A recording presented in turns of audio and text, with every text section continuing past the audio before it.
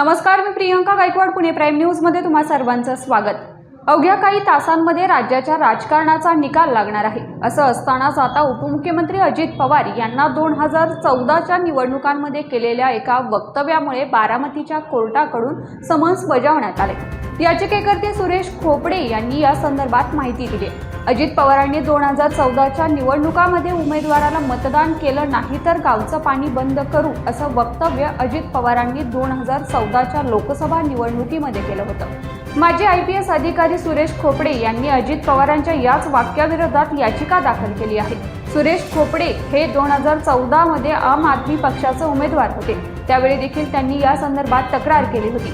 त्यानुसार बारामती कोर्टाने अजित पवारांना हे समन्स बजावलं आहे। तसेच त्यांना 16 नोव्हेंबरला कोर्टात हजर राहण्याचे निर्देश देण्यात आले आहेत। त्यामुळे निवडणुकीची धामधूम संपल्यानंतर अजित पवार हे नियोजित तारखेला कोर्टात हजर राहणार की नाही याकडे सर्वांचं लक्ष लागून राहिलंय।